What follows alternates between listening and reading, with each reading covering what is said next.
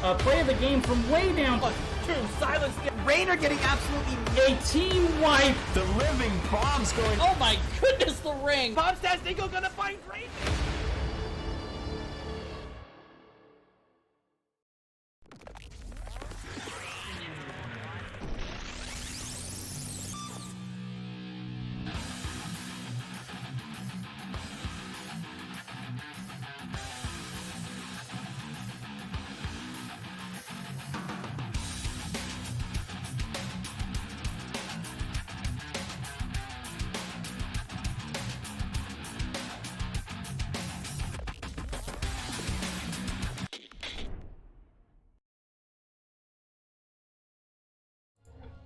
Hello everybody and welcome to the Nexus Gaming series. Tonight we're going to do a little bit of replay casting for you. So there's no stream delay. It's as close to live as we can possibly make it. But we're going to see the Battle of the Bees tonight. We got Boogan Squad, a former Division D championship team, coming up against a newly formed team with some recognizable names, Red Rising Yeast Sports. Yep, I said it. And in Division B East. So we got all kinds of bees going on here. I know, I agree. Alice? Alice is excited. Are you guys excited? So with replay cast, there's no draft. Not a whole lot to go on. But we do have the map bans because, hey, you know what? That's in the replay browser. So let's just take a quick peek here and see what these teams banned out. Hey, Hung Fu, welcome. So let's see. So Boogan Squad had banned out Braxis Holdout and Battlefield of Eternity, while Red Rising Yeast Sports banned out the Sky Temple and Cursed Hollow. So our first map is Infernal Shrines. We happen to know that that one was picked by Boogan Squad. Now, not all the information is going to be available for the match tonight, so we'll put it in as we... Oh, look at this. Hold up. Ticker is on this. Turn that off. My bad. So back to the pregame here. So it is going to be Infernal Shrines here. So you know what? That's it. We're ready to go. Let's get into this game.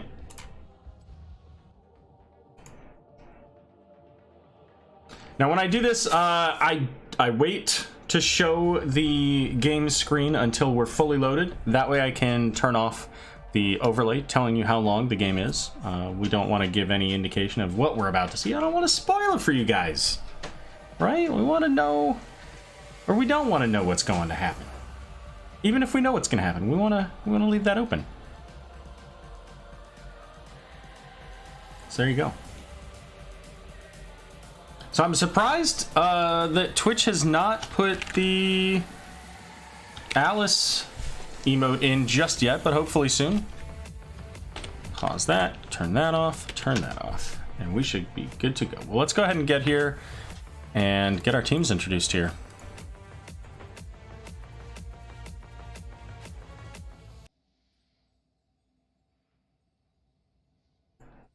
All right, on the left, we've got the Boogan Squad. It's gonna be Tom Peace playing Thrall, Dim Sum on Jaina, Campbella's on Rainer, Bummernot on Varian, and Fishing Queen on Anduin. And over here to the right, it's gonna be the Red Rising Yeast Sports. Shenanigans backwards is gonna be playing ETC. Narina is Sylvanas, Linehouse on the Imperious, Duke of Sky on the Greymane, and McGiblets on Anna. Always fun to watch some replay casting. You know what? This is my... It's not my first. It's my first replay cast that was more than a couple days old. This is a week 1 matchup between these teams here. But we'll be doing the rewind, the NGS rewind here, not this coming Sunday, but next Sunday. So we'll have plenty of replay action going on there. So Thrall and Rainer already splitting off into their respective lanes to gather that soak in the bottom lane and top here. But that being said, there is a fair amount of time for these teams to get here and gather the XP. And so Imperius is going to make it up there. Yeah, he's going to land that Celestial Charge as well, but going to gather that XP as the full rotation down from BRYS Bread Rising is what we're going to call them, making their way down into the mid lane here. Now keep in mind, this game took place on, I think, possibly on the day. Yes, it is B East. I think this took place the day of the XP changes, so it'll be interesting to see how maybe the teams have adapted their strategies since this time. But taking a quick peek here at, we'll check in on solo lane while they're getting that camp there in the mid lane there. Taking a look at our talents, we do have the Echo of the Elements for the Thrall here. Fingers of Frost for Jaina, right? That's Savannah? Yeah. I always get confused between Fingers of Frost and Frostbite. In the middle, looks like we got a bit of a dive here coming out from ETC as Varian not fully online, as level 4 has not happened yet. But we got the Ace in the Hole, of course, to couple with the Jaina and also Varian, also Thrall. Lots of opportunities for Ace in the Hole to proc. On the other side, we've got this increase to Valorous Brand, Burn the Impure, so going to be that percentage damage anytime he spends one of those Valorous, what are those called? Valorous Brands. On a going full grenade build as well, and looks like Sylvanas going for the Spell Power talent here, and Block Party for ETC. Going to give him and his allies 75 armor to help out with that damage coming from the Rainer. And that's actually pretty valuable because, you know, that Ace in the Hole increases the damage. It's not like, for example, Varian, who has the Heroic Strike, and that's spell damage. That increased damage would be blocked as well. Aero scouting the competition. You know what? I went back and I said, who's the first game that hasn't been replay cast yet? And guess who it is? So there you go. Shaman Camp gonna get picked up. We're getting some backs. Thrall, Jaina, and Anduin all heading back. They'll have this camp pushing in this lane. Ultimately, that's a very short pause button, as the Shaman Camp being in the lane there with them should be able to get cleared up. But neither team given any reason here to head up to this point. It looks like now Boogan squad gonna head up there.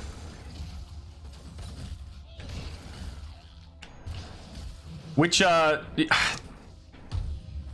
don't know which. Oh no, that's what I get for. I looked at chat, wasn't paying attention to the rotation down there, guys. They got the kill onto the Rainer as they were rotating up. Which game is being cast next week, Shane Train? I honestly don't know which, like, your BattleNet tag. I'm so sorry. We do have the Merc Queen here from Sylvanas, so their Shaman Camp looking rather large here. I mean, the Shaman Camp's bigger than ETC. Level 7's picked up for Bread Rising. But Boogan Squad's got pretty good AoE damage with the Blizzard from Jaina and the Cone of Cold, so they're able to clear that up pretty quickly here.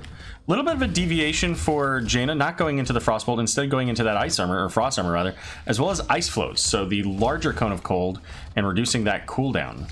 A little bit different from I don't want to call it standard, but it's slightly different from standard. Whatever, you get my point. Oh, gotcha. Yeah, okay, understood. Well, it'll get there, don't worry. So big root from Thrall there onto 3. ETC's gonna come in as well, but the taunt is going out onto Narina, who is going to fall shortly thereafter. Duke of Sky getting very low as well. Not quite able to get that kill. Was Fishing Queen looking for it. And especially with this level 4 talent here, getting that extra auto attack speed, but more importantly, the range. Nearly able to finish off the Greymane. Healing Dart there, just missing as taunt going out onto Greymane, but there's the Celestial Charge. Varian going to fall here, diving deep. A little bit too deep for his team to assist. And it looks like Campbella's might actually fall here as well. Oh, the Leap of Faith coming in. Doesn't matter. ETC says, I got this. But this Frozen Punisher is going to get some work done. Probably not a ton. They do have some pretty decent clear, and it looks like Boogan Squad's not going to support it. So, never mind. When I said work done, this is, you know, when I said getting some work done, clearly I meant the version of work that boomers think that millennials do, which is to say basically nothing. Full disclosure, I'm not a boomer, not a millennial. I'm right at the very tail end of Gen X, but Red Rising coming in, making use of the power of Sylvanas to shut down this tower, and getting one tower down as well so far, now the second one, so significantly more value out of that quick push than Boogan got out of their Punisher there. But Greymane taking a lot of damage, not quite able to get that blow up quite yet, as the taunt needing a little bit more follow-up here from the than just, I guess, the Rainer and the Jaina damage. We're following ETC, but he's bouncing around back and forth. Let's see what's going on down here in the bot lane. Sylvanas heading into the mid to pick up the siege camp as level 10's coming online for Red Rising Yeast Sports. So we got the Mosh Pit, we got the Angelic Armaments, Cursed Bullet, Wailing Arrow, and the Nano Boost coming out here for Red Rising as their siege camp is picked up. And again, we've got the Merc Queen, so these Khazra doing a fair bit of damage. But level 10 now available here as well for Boogan Squad.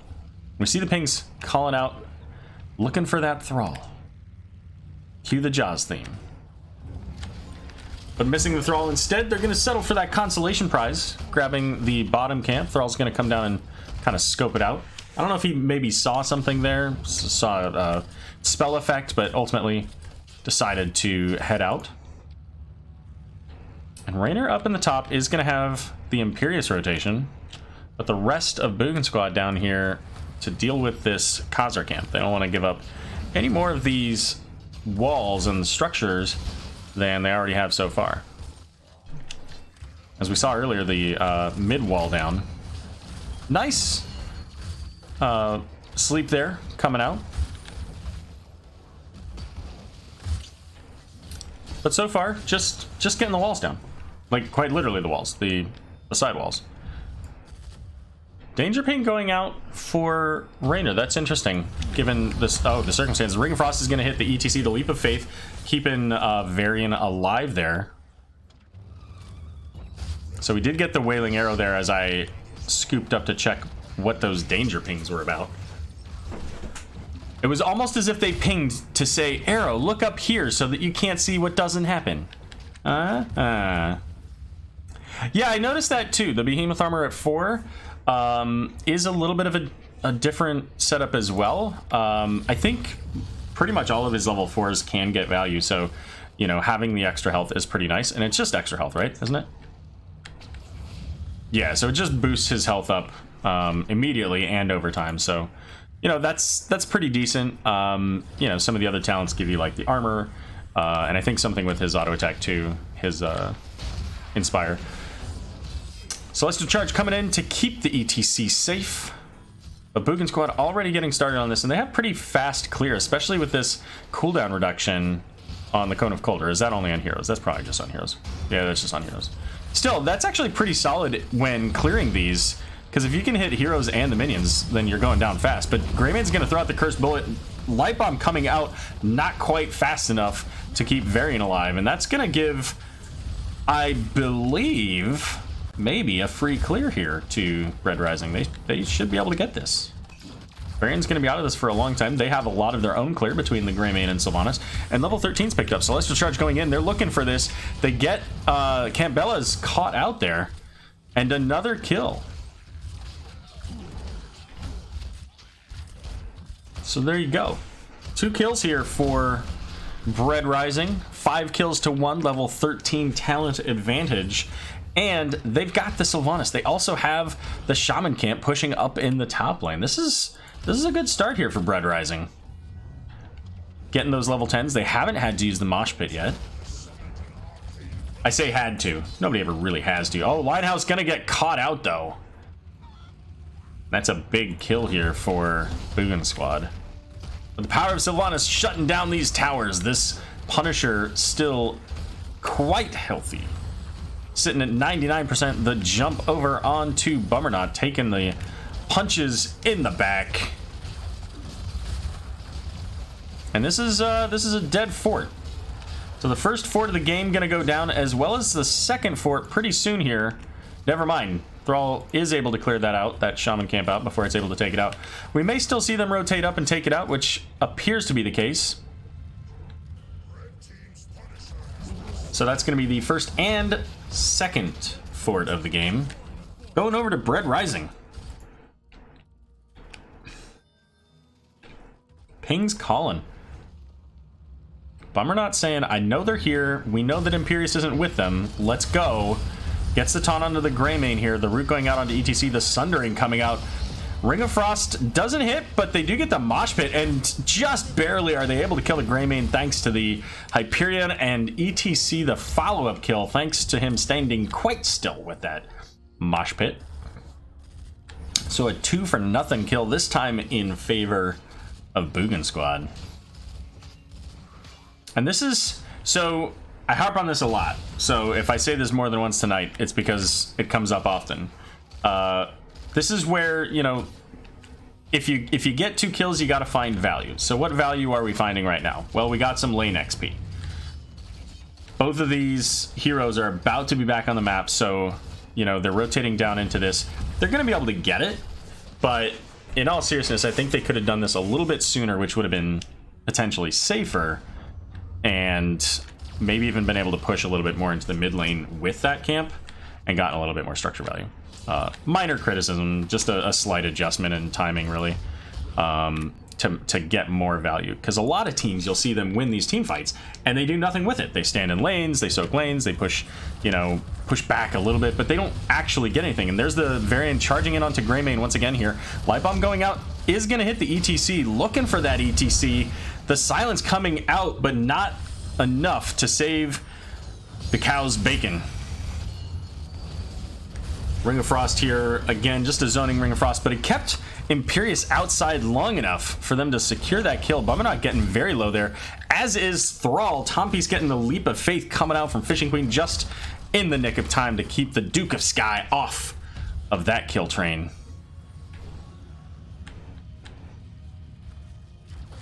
But this puts us exactly where we were 30 seconds ago or whatever. Get value, right? Everybody goes back, we're tapping.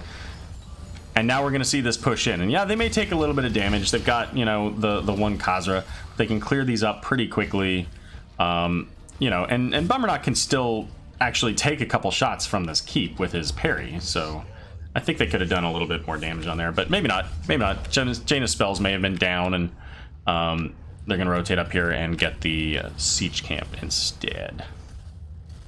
But this is okay, because this is going to help to push in the mid lane while the Punisher's coming up.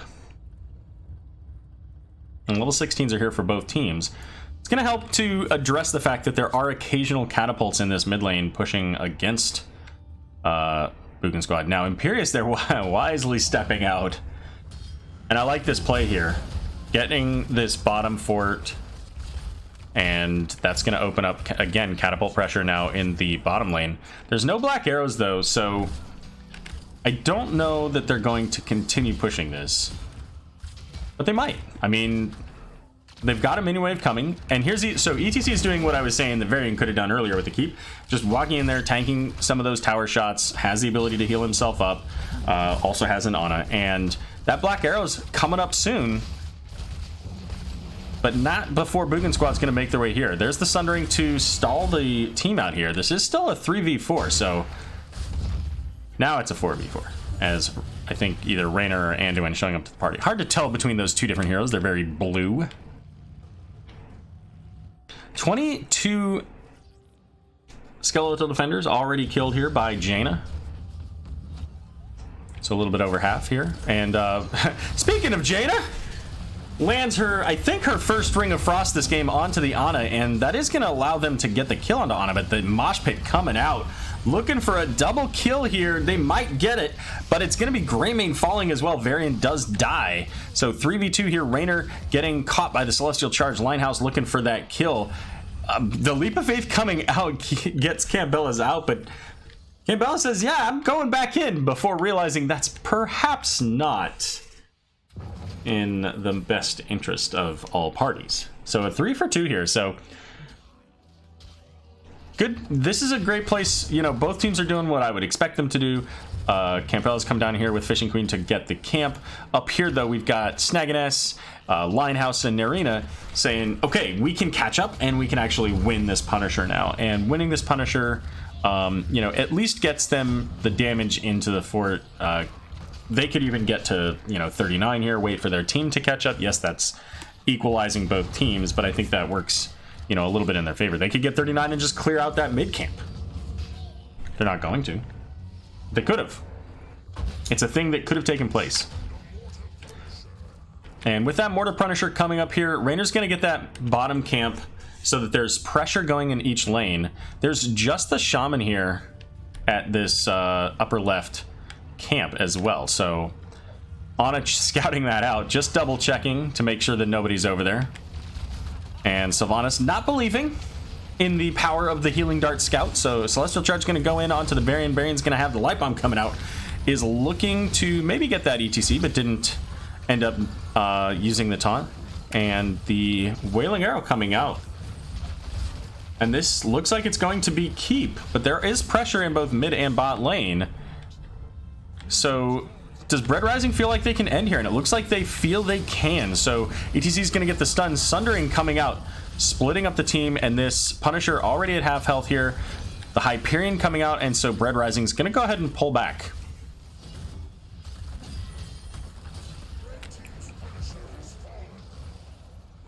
They're going to grab this camp here, but they do lose their bottom fort. Right? These... Yeah, I mean, eventually these minions will die to this camp. I don't know. I don't know if they could have ended there or not. They do have Greymane and they have Sylvanas, so I feel like maybe if they, you know, and a half health Punisher, so if there was a full commitment, maybe they end the game there. It's hard to say.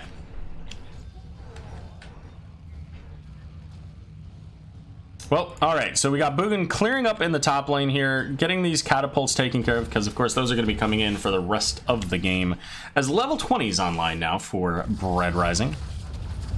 And Bread Rising going to clean up this bot lane where they just moments ago lost their bottom fort. Jaina, surprisingly, not quite done with that base trait quest. Still needing about 2,500 damage on her chilled targets to get her ice block. So they did, but they actually had everything except for the Wailing Arrow. Everything was back up because those ults that they used were short cooldowns. They still had Mosh, they had Angelic, they had, I'm 90% sure they had Nano, and Curse Bullet is so short that it was definitely back up. So, the like only one ultimate on both sides, the Wailing Arrow and Hyperion, were out. Maybe Sundering too.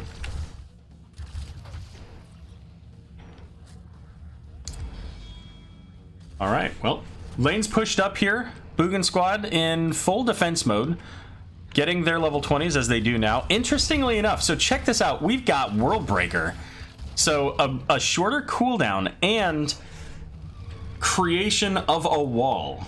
That is not a talent you see picked up very often, but I like it a lot. It's one of those talents that really screws with a team's ability to do what they want to do. It's kind of like a really long cooldown force wall from Tassadar, and we all know how much fun dealing with Tassadar's force walls are. But it's much larger. It's you know, the full length of the Sunder. So interested to see if they get some value out of that. We also have the banner here, the Glory to the Alliance for Varian, gonna allow for that banner of Dalaran to have 100% uptime. 25 seconds? Well, guess what? This reduces the cooldown. That's basically 100% from 25 to 12.5, and it lasts for 12 seconds, so they can get additional spell power. That's really fantastic. I really like that talent. I didn't like it as much until they made the change to Varian here, I don't know, a month or two ago. But I think it's super fantastic now. But check it out. Seeing that Boogan Squad's up in the top here, Bread Rising making their way to the next keep. They're going to get it down at least to half. before they come in. Now, this is where that Thrall Sundering could really cause a problem for the Bread Rising. Maybe a little bit off there. It is going to be the Mosh Pit going out, but ETC going to fall. The Ring of Frost coming in does hit the Sylvanas. She's going to go down. Bummer not, however, falling as well. The Varian and Thrall. And make that also Imperious. So still 2 and 3 here. Not quite able to catch up, so they're not going to get that kill. Oh, and this keep has such little health. 718 health. That's a sneeze. But we've got catapult pressure coming in, and core's already at 70%. Yeah, see, 70%. 100, I guarantee you, with Greymane Sylvanas, if they committed to that core call, especially the fact that they literally had every single structure on the map, they could have definitely taken that. It was a safe call, I think.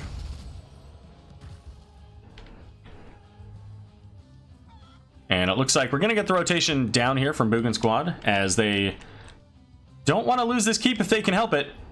They may not... Oh, just barely in time. This min wave catching up to make sure that this keep's not going to die, actually. What else do we have? We've got the Storm Shield from ETC. Going to be a nice, helpful boost to the sustain of the team. Let's see. Imperious going into Brand of Solarian. So... reducing the duration of the brand, but it's not consumed when triggered. That's really disgusting. That's so much potential damage and healing. Like, every single one of those attacks now becomes potentially a 7.5% additional damage. 7.5% of their health. Silver Bullets, is it? Or Hunter's Blunderbuss, the splash damage. So really nice, especially here. I think that it's generally the main pick for Greymane. But also the Nano Boost. So again, additional sustain as the Nano Boosted target gets healing based off the damage they're doing. Execute there for Raynor. So again, additional damage. And the Cold Snap for Ring of Frost, giving it that extra bonus. Splash and cooldown reduction. And I think this is the cooldown reduction here as well for Withering Barrage. That couples really well with Might of the Banshee Queen, giving that additional spell power. And the Leap of Faith, of course, going well with the Enchant Boots Lion Speed. Old school WoW reference there. One of a few ways you can increase your movement speed. ETC is going to get taunted here. Also, there's that healing penalty, the healing reduction going out. Light Bomb out, does hit 2, and it's going to be Imperious, and ETC is completely isolated. What a sundering. That was the play they needed to make, and Sylvanas now running out with the Will of the Forsaken is going to make it out just barely with 100 health. And now, Thrall not going to back, or no, he couldn't back because of the minions. So Thrall's going to go back because they've got to defend. They've got to deal with these catapults coming in. And Sylvanas coming down here with the Ana and Greymane. They're going to try to get this.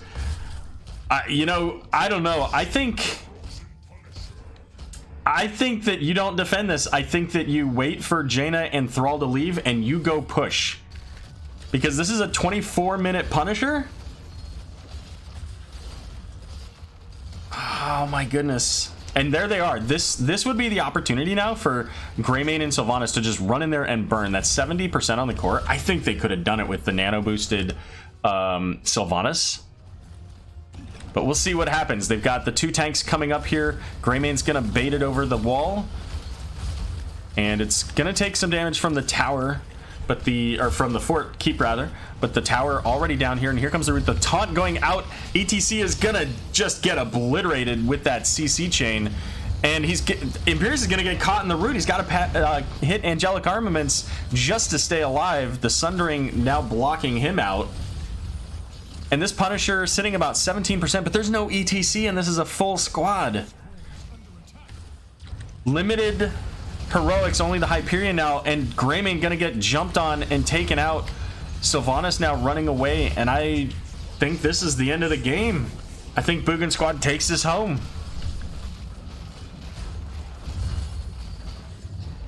Yikes.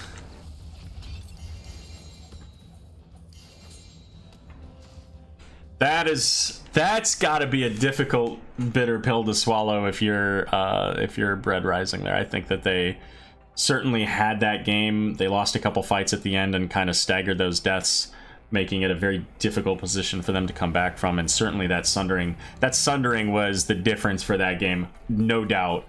That World Breaker really set them up for that. And you know what? Do I think that Sylvanas and Greymane could have taken the core down? I don't know. I have no idea. But what I think it could have done at the very least is pulled the damage dealers back to deal with that problem rather than allowing them to push on the core. So maybe it's a coin flip then, right? But Greymane does an absolute insane amount of siege damage. Sylvanas certainly does as well, and with the nano boost. I don't know. I think they had two chances to win that game and they let it slip away. But good job on Boogan squad, sticking it out and ultimately, coming out victorious with the 16 kills to 10. Yeah, they were doing a really fantastic job of that there. All right, well, let's get set up here for game number 2. Game number 1 went over to Boogan squad. And let's see, where is game number 2 going to be? Game number 2 is going to be on Dragonshire. I have no idea who picked this map, because it didn't carry over, so we'll just show the maps real quick here. Just so you can see it, there's a nice banner there for the Dragonshire. As I get these teams caught up and listed here as to their characters that they're playing.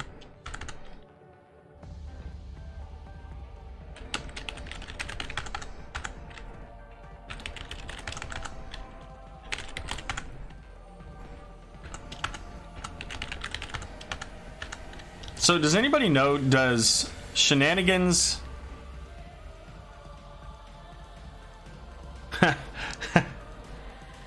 Interesting.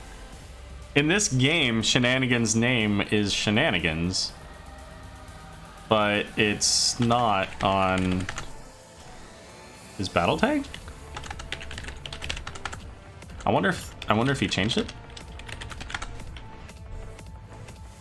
Interesting. All right, we are all set up for game number 2, so let's go ahead and get into this on Dragonshire.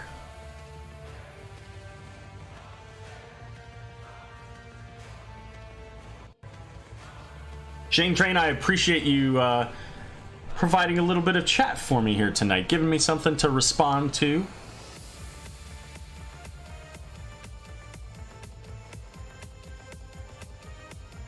And here we go. Just pause the game, turn off this, turn off that.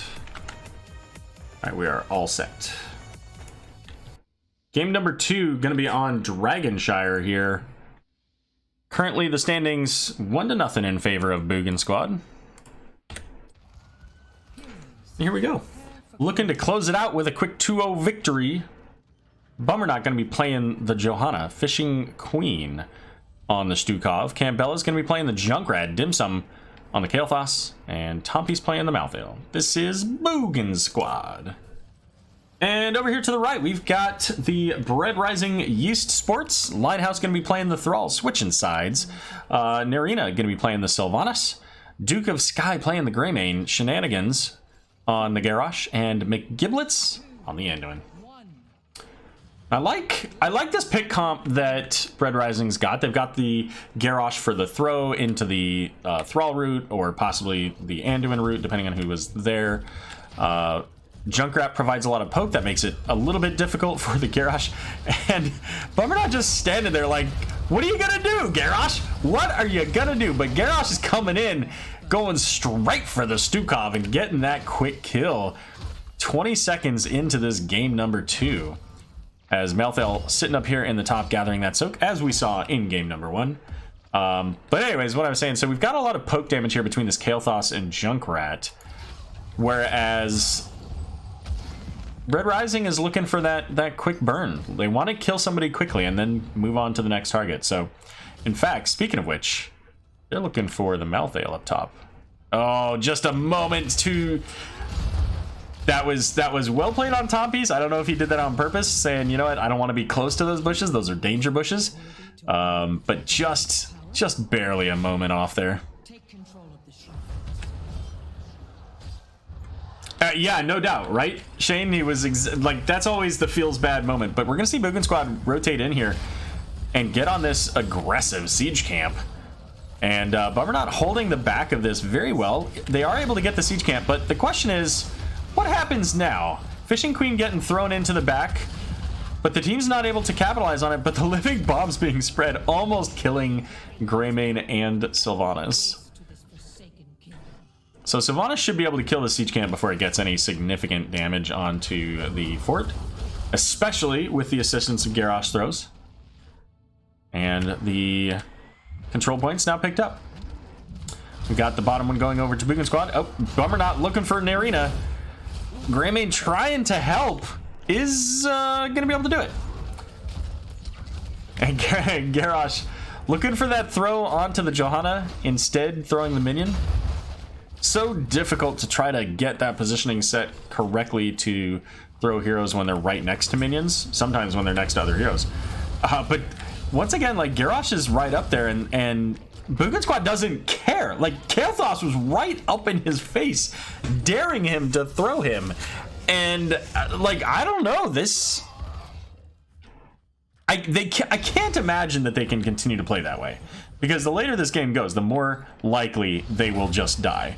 Johanna's going to be able to condemn. Now, Garrosh doesn't have a whole lot of ranged attacks, but he does have a throw, and that did stall out the channel long enough here to pick up the control point, and using that Bloodthirst is able to walk away. They're going to get the kill onto Thrall, though, up in the top lane from Malthael. And that's going to give the control of top over to the Boogan Squad.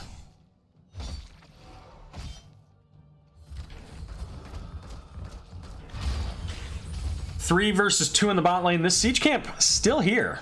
Somehow hasn't done really any damage. Must have been trying to attack the heroes for most of this time here. As the silence there from Stukov helping to prevent the interrupt onto this dragon channel. So level 4 is available for both teams, but Bummer not, you know. All right, so let's talk about another thing. Sidewalls. Let me take a quick peek here. Since the dragon's coming up here towards the top, let's take a look at top lane. Sidewall right here, 1700 health. Main wall, 5300 health. Guys, if you get thrown, go for the sidewalls. They're literally a third of the health. And that would have saved Johanna's life, especially with the Dragon Knight right there. That's like 2 hits. But there's Garrosh going in for the Kael'thas is not going to be able to get there between the gravity lapse and then the slow coming out from the Stukov. And that's going to be a dead former Warchleaf. I gotta say, good riddance. Well, we missed most of that fight, but I mean, it's not really a huge surprise to see Sylvanas take down a Junkrat in a 1v1. Junkrat's Qs, you know, it's hard to necessarily hit those on a Sylvanas. She can be pretty mobile, being able to hit her, what is it, Withering Arrow, I think it's called. It'll say right here. Withering Fire, while she's just running around in circles. I mean, she does a lot of damage to begin with, so. Except the dying part, yeah. Yeah, that's true. And that Indomitable, I mean, it's every, I think, 40 seconds? Yeah, 40 seconds. So, you know, you kind of have to time that right. Sometimes you need it when you're going in. Sometimes you need it when you get a cooldown thrown on you. But once again, Boogan Squad coming in on the aggressive camp. And I feel like Bread Rising right now, they've heavily committed up into this top lane push, which is not going to get them a lot of value. It is eventually sniffed out here by Shenanigans, but again, too late for them to do anything about it. So that's just going to be another positive camp invade going over to Boogan Squad. And I mean, it feels like Bread Rising maybe is a little bit demoralized after losing that last game. And I mean, why wouldn't they be, right? It felt like they should have won that game. but they're like, it doesn't feel like they're playing as coordinated as they were in game number 1, or as they certainly can. But we'll see. You know, Garrosh throwing these, you know, people around, eventually he gets that Warlord's challenge, and that can make or break the game for them. Level 10's coming up here for the side of the Boogan squad. So we're going to get that last rites, the massive shove, the Blessed Shield, and the Riptire. Kael'thas holding his. There's the taunt and the shove out, but getting interrupted as Kael'thas going to be taken out by Greymane, and Greymane not going to get the Leap of Faith. So a 1-for-1 trade. Over on the side of Bread Rising, though, we did see that Light Bomb, the Wailing Arrow, what is that? Probably Cursed Bullet, I think, yeah, and Earthquake, along with the Warlord Challenge, but mid is available now. It looks like Junkrat's going to make his way up. There's nobody that can really do anything about this either, because even Thrall being on this point, that doesn't matter. Junkrat gets this, but but they do make it at the bottom, and Thrall's going to take out the Malthael, so he does get this eventually. And now the Dragon Knight is going to switch over. The channel now available here for Bread Rising. So immediately after I say they're not looking super confident, they get a couple of quick kills. And that's going to do wonders for their confidence, especially when you've got a Garrosh on your team. But Junkrat can stall out this gather for days here. Can Kael'thas survive this? Oh my goodness! And Stukov's with the sneaky down in the bot lane, able to turn off the channel. And that's, you know, that's the value of having a Junkrat on a map like Dragonshire, where you've got a specific objective, you have to channel it. He's one guy, but he can stall out everybody. Oh no, Anduin! Oh, you blew it! Oh, you just showed your hand. This bush gank now is absolutely nothing because of the Divine Star. And thanks to that, this gives the okay for some push down in the bot lane. They do have to be careful because they're going to get rotated on here. Junkrat's going to be able to help protect with some of these traps. The massive shove coming out from Stukov.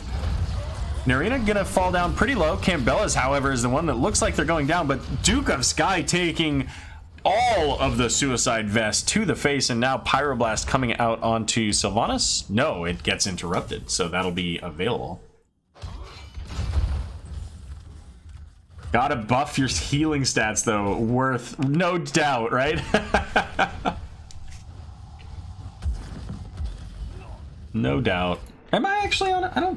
I didn't think I set a delay. Am I on a delay? No, I'm not on a delay. Just checking. All right, well, we got pings all over the place here. It looks like for the first time this game, Bread Rising's gonna get their own siege camp. Feels kind of good. They're also gonna get their top lane pushing again as well. So right now, a little bit of damage here on the bottom tower. Oh, Garrosh all by himself here, making use of that Indomitable to get out. I don't think he needed it ultimately, but, you know, trying to make sure he didn't get the gravity lapse from Kael'thas. So sometimes it's better to use those abilities even if they're ultimately unnecessary. And Garrosh, you know, Garrosh has been doing a lot of throwing away of the enemy team. And that's part of the reason why I feel like they're feeling a little bit less confident than they could. Because he doesn't feel like he can throw a hero into the team, get the lockdown, and get the kill.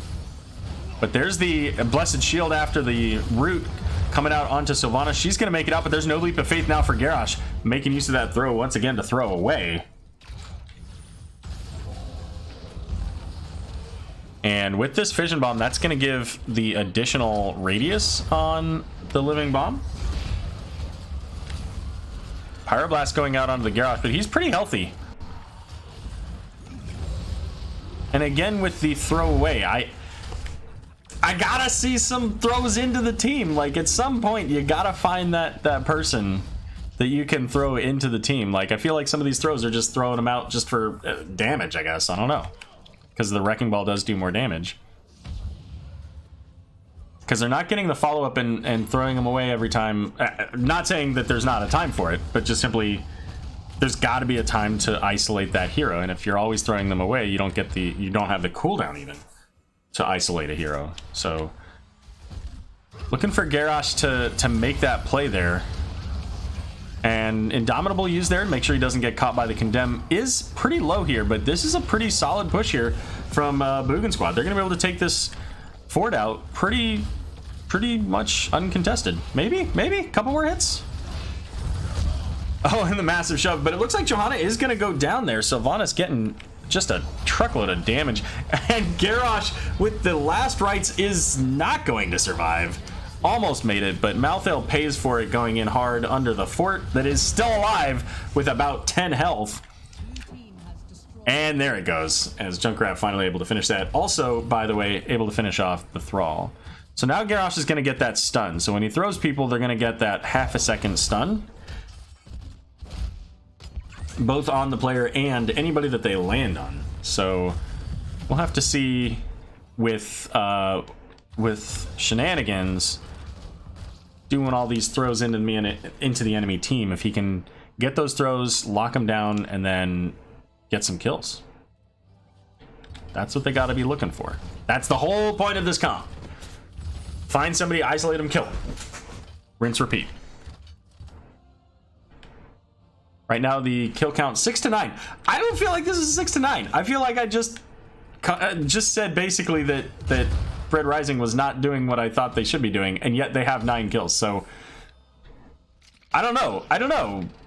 Clearly I'm just crazy, but also the siege value slightly in favor, as we can see here, the fort down, slightly in favor of Boogan Squad so far.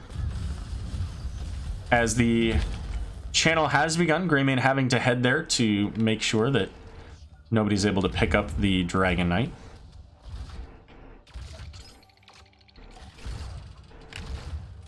They're all able to hold up on top, though. And that's going to give the free clear here to this bottom point. Now, this is where I'd kind of like to see Bread Rising say, hey, you know what? We haven't seen Malthael in a little while. The rest of the team is in the bot lane. Especially with all 5 of them within a very fast rotation. I think they could have gotten in here, killed the Malthael, stolen this camp, and then that would have given them pressure in the top lane, which they could have converted to taking the Dragon Knight. Right now, we're going to see a little bit of a dance as Red Rising head to the bottom. We've got Boogan Squad heading up to the top.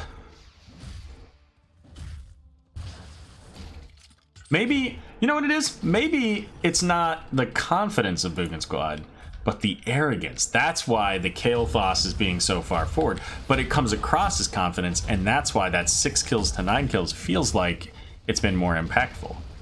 But up here in the top lane, I don't like this trade. Top lane is worthless. Bottom lane is the most valuable on this particular map. I mean, they are going to be able to pick up this other camp, so they'll have pretty significant pressure. It will help them overall get additional Dragon Knights, but it equalizes in the bot lane. I mean, they lose their advantage here. Boogan Squad does. So at least one of these people has to go pick up the shrine, right? Make sure that they don't get this. Garrosh is going to stand in this bush. They call the danger. They know he's there. He throws one person. Garrosh cannot solo 4 people. And that should be the Dragon Knight going over here to Boogan Squad. Yeah, because Thrall made it, but he was too late to do anything about it. So, all right. So Boogan Squad's shenanigans able to secure them the Dragon Knight, thanks to having the camps going in the top there and the significant commitment there from Bread Rising. So Garrosh going to pop the Indomitable to avoid the punt from the Dragon Knight, and that's going to put it on cooldown for a pretty significant amount of time. He's looking for that throw to get somebody into the fort. There's the throw onto Johanna. The taunt going out is only going to hit Tom Piece here, but it's going to be the light bomb, I think, missing. And the Riptire just barely makes makes it that fort. Almost had it killed, but not quite. The massive shove shoving back the Greymane into the wall. And it's going to be 2 kills for nothing here. Boogan squad now making their way down, question mark? What are they doing? They don't have Sylvanas, so they can't just walk in the same as Red Rising could. They're going to work on getting that level 20. And with the Johanna, they could certainly tank some tower shots and push along with the siege camp in the bottom lane. Instead, with these level 20s, they want to try to rotate up here and stagger these deaths. Staggered deaths certainly could win them the game. I think they also could have won the game in the bot lane, but they're going to get this Thrall, I think. Presumably. Bummer not doing a good job with the body blocking there. So that's a staggered death for a full minute there. And now Malthael going to clear up this mid lane, give them the minions so that they can start getting damage onto this mid keep. So Greymane having to do some defense duty there in the bot lane. It looks like maybe, yeah, Garrosh is going to go down there as well. Looking for a throw. Level 20 not yet available there. Johanna's going to get thrown. That's not her. That's not a silence that's going to bother her. But Malthael going rather deep in there. Does have no one can stop death, so he's going to be coming back. But bummer not on Johanna going to fall. And the throw coming out from Garrosh going to stall out the team retreat here. And this is looking like exactly what Red Rising wants. Never mind, Greymane going to fall. So now this just became an impossible concept. They don't want to keep chasing 3 versus essentially 4, as Thrall just came back onto the map and is heading up to the top lane to make sure that this gets picked up.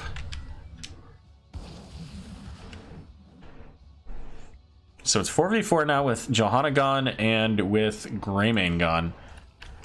And you know, that Suicide Vest has been doing a lot of work on the Greymane. Really a difficult thing. You have to be paying attention to the percentage of Junkrat's health, but not only that, I mean, if he gets stunned or rooted, I think, if I remember correctly, stunned, rooted, or damaged by an enemy hero while below 50%, so even worse. A lot of damage coming in onto Kael'thas, though. They're looking for that kill. They're going to get it. So 1 kill so far. The throw onto Thrall into the fray, and it's going to be Stukov falling next here. Garrosh trying to stun out the Malthael. But Last Rites is on cooldown, as it was used, I believe, on Anduin. But no kill. Not enough. And Thrall now going to make his way down to the bot lane. Greymane heading up top. If Red Rising can get this Dragon Knight, they can go through the bot lane and potentially win this game. I mean, this is a nearly 20-minute Dragon Knight. They have no Stukov, no Kael'thas. And especially if they can get the kill onto Campbellas here. Not quite able to do so. And now Johanna's going to stall out the channel at the bot lane. So Thrall's going to have to head back down there to pick up the channel. But Malthael on a pale horse making his way up top here. Somebody needs to be right on this dragon. They can't be splitting off like this. They have to be on the Dragon Knight. But Malthael's going to flip it. And so Red Rising here not able to capitalize on their 5 versus 3, as Greymane committing fully to the defense of the top lane there. And Boogan squad able to stall out the timer for Stukov and Kael'thas to get back in here.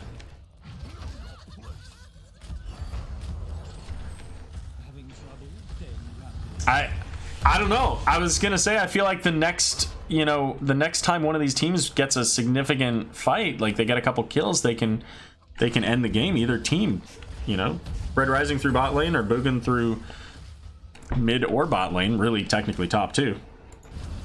But right now, I mean, even with the 2 kills, we don't see Red Rising capitalize on it. Boogan now making their way to get map pressure.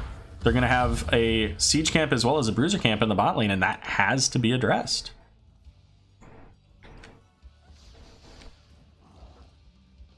And here comes the rotation. They're going to throw the Malthael and somebody else, Bummer not as well.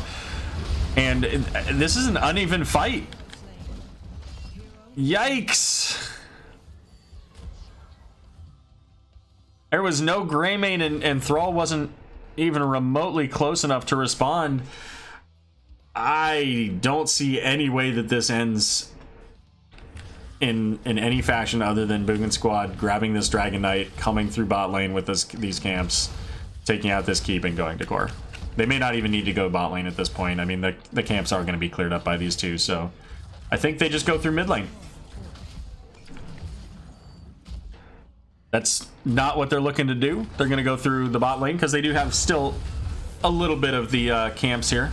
There's still 20 seconds until any of these three heroes are back on the map here for Bread Rising. And again, a 20-plus minute Dragon Knight. I think Boogan Squad takes this. And there's the last rites looking for that one additional kill, trying to scale up their KDA. And that's gonna be game. 14 kills to 13 there for Boogan Squad, getting the 2-0 domination in their week 1 matchup between Boogan Squad and Bread Rising Yeast Sports.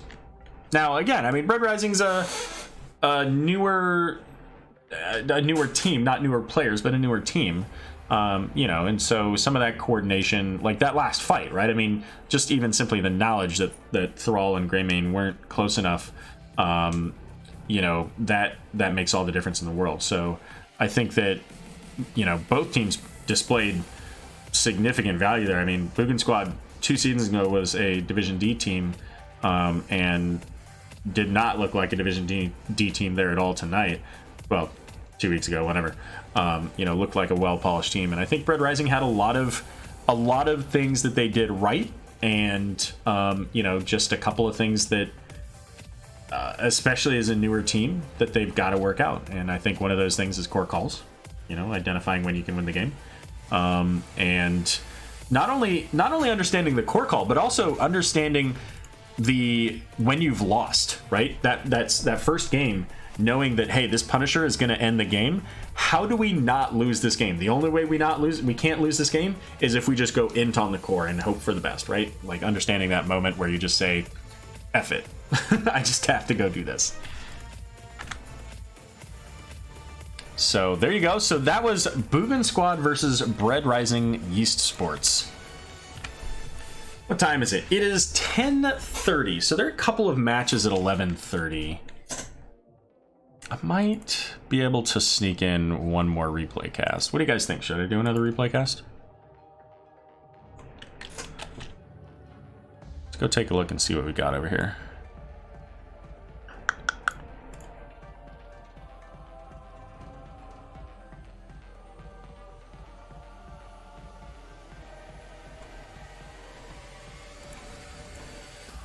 All right, you know what? The next one is Team Happy Cloud versus Main Tank Uther. So why don't we go ahead and ping those teams? 10:30 at night. I don't know. I'll not ping them. I'll let them know that I'm doing it.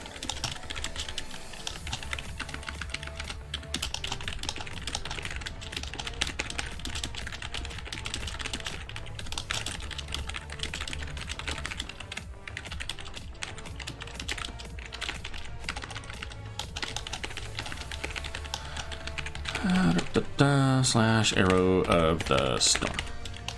All right. All right, we're gonna run another replay cast here, so give me just a couple minutes to get that set up, and then you know what? I mean, depending on the time after that, if it's if we're approaching that 11:30 mark, maybe not going over it, then we'll see about doing a live cast. All right, sounds good. We'll be back in just a couple minutes here. Until then, enjoy some nice music.